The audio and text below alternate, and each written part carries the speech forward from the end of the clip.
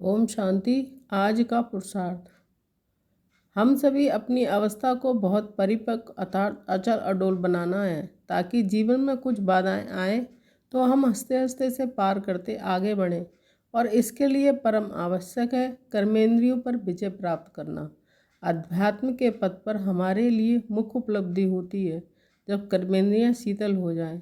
भगवान के महावाक्य हैं, सतयुग में जब तुम देवता हो और तुम्हारे अंग अंग सुगंधित हैं, और अब जब तुम श्रेष्ठ योगी बनते हो तो तुम्हारे अंग अंग शीतल हो जाते हैं। तो हमें अपनी सभी कर्मेंद्रियों की अग्नि को शीतल करना है। काम की अग्नि, क्रोध की अग्नि, पहले इन दो बातों पर ध्यान देंगे और ये सब शीतल होगा योग बल से।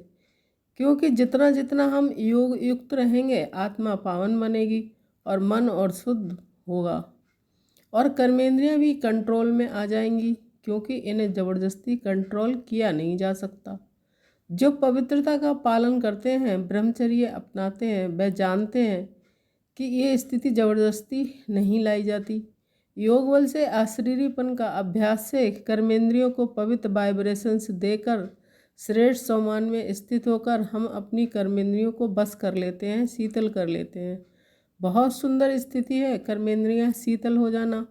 काम उत्तेजना समाप्त, क्रोध की अग्नि शांत, लोभ समाप्त, मोह आत्मिक स्नेह में बदल जाए, अहंकार सम्मान में बदल जाए, ये हमारी श्रेष्ठ स्थिति हो जाती है।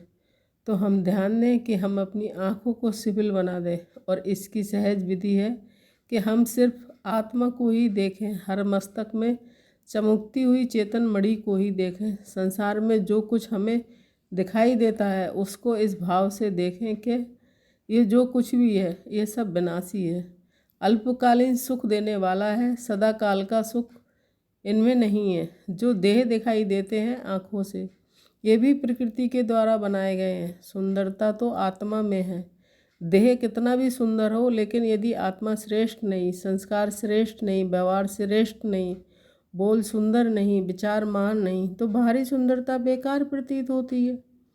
तो हम सभी आँखों को शीतल कर दें। सच्चे योगी वही हैं शीतल, जिनके नैनों से ऐसे अच्छे वाइब्रेशन निकले जो दूसरों को भी शीतल करने वाले हों। जिन आँखों से हम भगवान को देखते हैं, जिन आँखों के साथ साथ हमें दिव्य चक्षु भी प्राप्त हुए हैं, उन आँखों से हम किसी की बुराइयों को हम नहीं देखेंगे, मुख से किसी की बुराई नहीं करेंगे, कानों से जिससे भगवान की अमृतवाणी सुनते हो उन कानों से बुरे वचन, तेरी मेरी निंदा चुगली नहीं सुनेंगे।